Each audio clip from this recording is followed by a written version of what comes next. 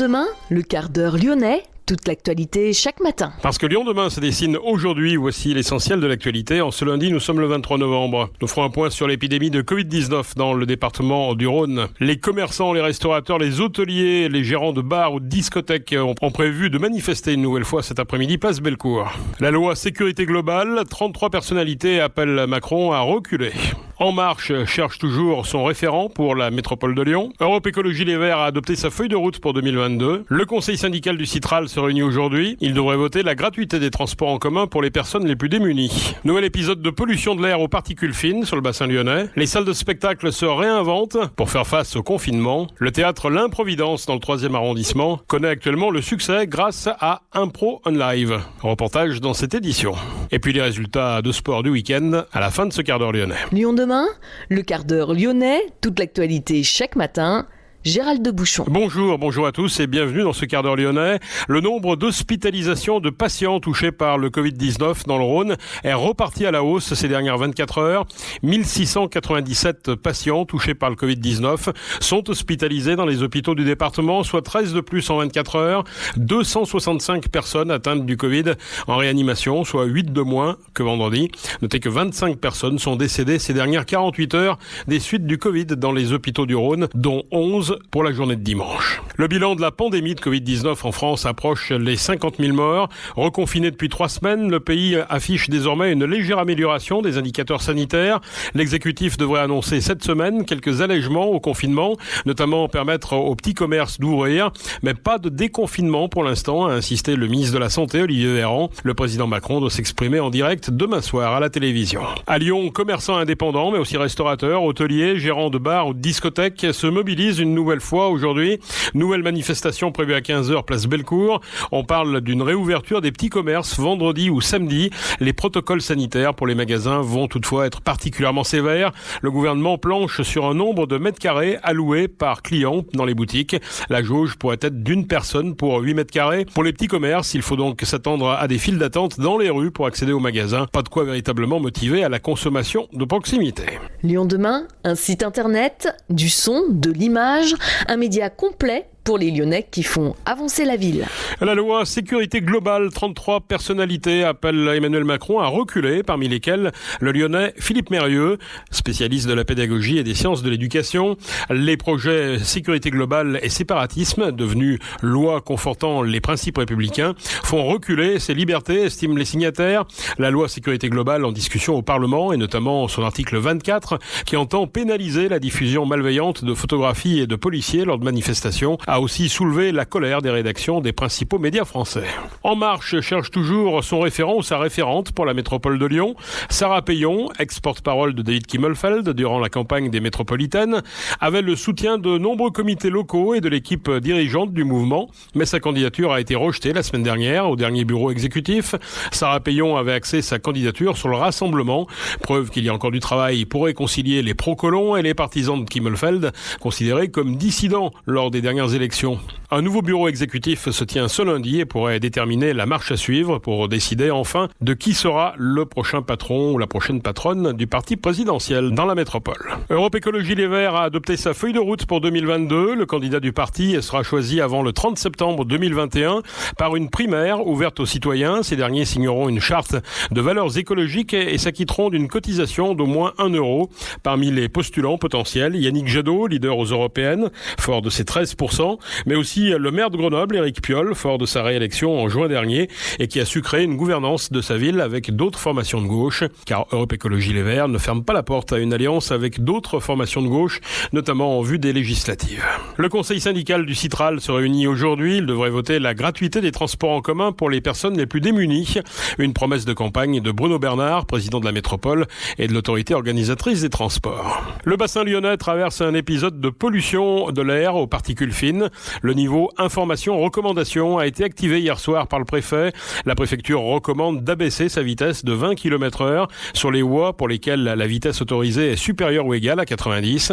Par ailleurs, les axes dont la vitesse autorisée est égale ou supérieure à 80 km/h sont limités à 70. Les contrôles de vitesse, contrôles techniques et vérification d'équipement peuvent être renforcés, prévient la préfecture. Le temps sec et froid qui favorise cette pollution doit persister jusqu'à demain soir. Les particules fines sont essentiellement émises par le chauffage, l'agriculture et l'industrie. Lyon demain, idée en partage. Je vais être honnête avec toi, c'est la première fois. Moi aussi. Il paraît que la première fois, c'est jamais très... Ouais. En fait, j'ai peur d'avoir mal.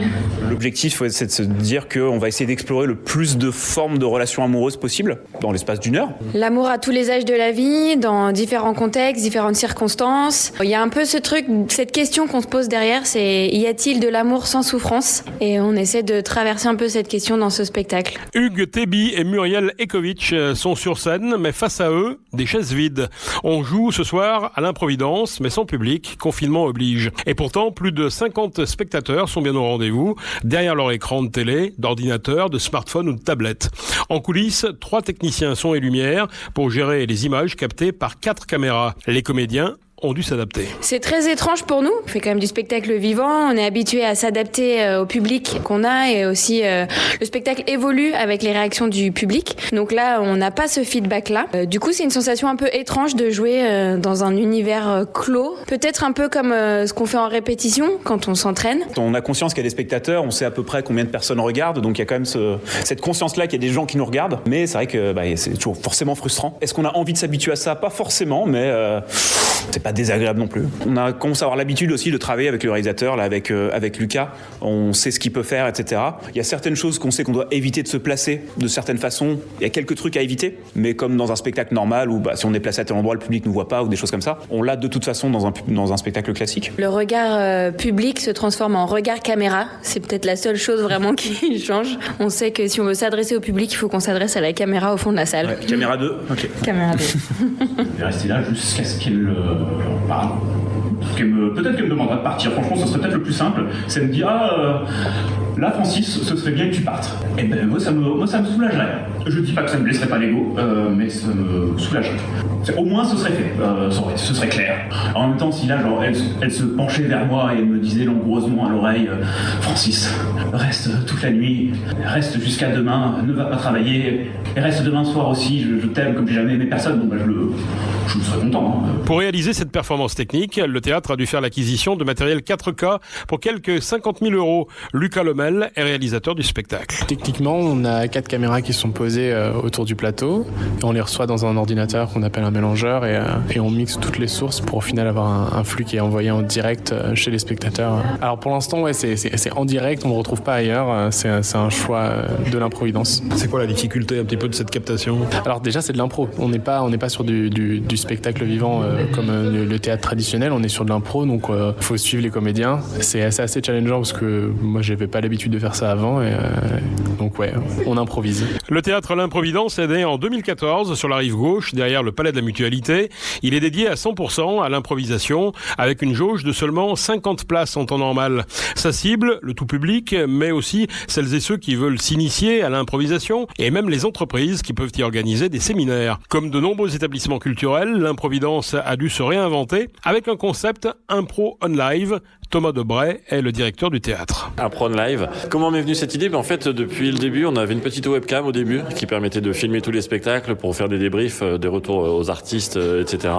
et qui prenait plutôt bien. Et on s'est dit, pendant le confinement, c'est l'occasion de passer un peu à l'étape supérieure et de dire, finalement, ça fonctionne, le live. Par contre, il faut que la qualité soit bonne. Donc, on a fait un investissement de caméra haute définition, du matériel de montage vidéo professionnel. C'est vraiment un studio de télévision. C'est le même équipement. Et puis du coup on a testé ça depuis début septembre et ça fonctionne très bien puisqu'on fait quasi, si on était en physique on ferait complet à chaque fois, voire plus. Et en fait ce qui est très important c'est d'avoir une très bonne qualité d'image, de son et d'avoir le montage en direct qui rend dynamique le spectacle pour les spectateurs qui sont dans leur salon. Et puis c'est facile de regarder en famille, de passer un moment ensemble, de se marrer autour de différents spectacles. Ils sont tous différents tous les soirs. C'est quoi la limite du système ?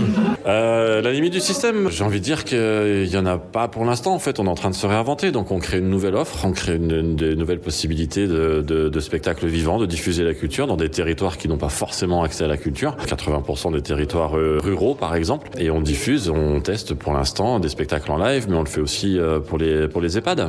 Tous les résidents des EHPAD qui n'ont pas accès, qui peuvent pas sortir actuellement, ou qui n'ont pas accès à la culture. Du coup, ils regardent en interactivité, en visio derrière leur Zoom, un spectacle depuis leur chambre ou depuis leur salle de conférence conférences. Et puis on le fait également pour les entreprises qui peuvent plus faire de présentiel. Donc on fait beaucoup de distanciel pour les entreprises ou les séminaires de fin d'année, les politiques générales et comment est-ce qu'on va se réorganiser. Donc on accueille les entreprises en mettant des comédiens qui dynamisent l'intervention vraiment comme un studio télé, un journal télé pendant toute une journée. Et ça se passe très bien.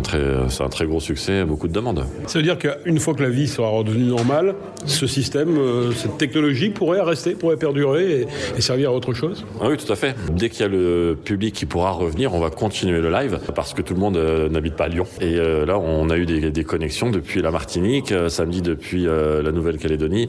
Tous les pays francophones peuvent se connecter. Donc, quand on a le public en plus en physique, ça donne un spectacle encore plus interactif et encore plus vivant. C'est vraiment du spectacle vivant à domicile. Donc, c'est pour ça qu'il n'y a pas de replay, il n'y a pas de VOD. Il faut vivre le spectacle en direct avec les comédiens, pouvoir interagir, pouvoir faire des propositions. Et puis demain, on va rajouter l'option vidéo. Donc, les spectateurs qui veulent, ils pourront se filmer dans leur salon et interagir avec les comédiens qui les verront. Donc, ça va continuer. Ça va continuer pour les entreprises, ça va continuer pour les EHPAD, ça va continuer pour les spectacles en live. Et puis, on est une petite salle de 50 personnes. Donc, on peut doubler facilement la jauge et puis avoir l'ambition d'avoir des spectacles, d'accompagner des spectacles plus importants. Parce que ce qu'on n'a pas dit, c'est qu'effectivement, l'entrée est payante, même si on ne vient pas. Hein. Oui, tout à fait. L'entrée, elle est moitié prix. C'est 8 € l'entrée par écran. Donc, on peut être toute une famille de 4-5 personnes derrière un écran, mais c'est le pari de dire, pour sauver, entre guillemets, les petits théâtres, la culture, on fait de la diffusion live sur Internet, monétisée, tout à fait. Ce Covid, on peut dire que on l'a pas voulu, mais il apporte quand même quelque chose en termes de renaissance un petit peu des théâtres. Sous la contrainte, on se réinvente, on s'adapte, on teste plein de choses, et puis parfois ça fonctionne. Et probablement que s'il n'y avait pas eu le Covid, c'est clair qu'on n'aurait jamais investi dans un studio de télé, dans un théâtre, parce que c'était impensable. Et puis le milieu du théâtre qui était dubitatif en août-septembre, aujourd'hui en train de se réveiller ou de prendre conscience qu'il y a une possibilité de faire du qualitatif, comme France Télévisions le fait, comme Arte le fait, comme Netflix est en train de le faire, de passer à de la captation de spectacles vivants pour compléter l'offre de cinéma. Thomas Debray, le directeur du théâtre L'Improvidence. Et les perspectives sont belles. Certaines soirées ont atteint déjà jusqu'à 250 spectateurs en ligne. L'Improvidence rue Chaponnet, c'est 50 sièges. Pour se renseigner et réserver, rendez-vous sur improvidence.fr. Lyon demain, média agitateur d'idées. Football en Ligue 1, souvent malmené par les Angevins. Les Lyonnais, sauvés à plusieurs reprises par leur gardien Anthony Lopez, ont su atteindre l'objectif, la victoire, grâce à un opportuniste Tino Cadver. L'Olympique Lyonnais, vainqueur d'Angers 1-0, est aussi revenu sur le podium pour la première fois depuis août 2019. Les joueuses de l'Olympique Lyonnais, donc les filles, battues 1-0 vendredi soir au Parc des Princes. Les filles de Jean-Michel Aulas sont désormais deuxièmes du championnat de D1 derrière leur rival de la capitale. Un match perdu qui met fin à 4 ans de victoire rhodanienne face aux Parisiennes. Basket en Ligue féminine, l'Asvel s'impose à Tarbes 77-91. Et puis Patrick Bruel, certains ne s'en lassent pas, pour preuve, un deuxième concert du chanteur vient d'être annoncé pour le prochain festival Les Musicales. Bruel sera sur la scène de Villars-les-Dombes les 7 et 8 septembre 2021. La 12e édition du festival de musique organisé au Parc des Oiseaux se tiendra du 28 août au 12 septembre prochain. Merci d'avoir suivi ce quart d'heure lyonnais. On se retrouve demain, même heure, même antenne. En attendant, passez une excellente journée et restez prudents.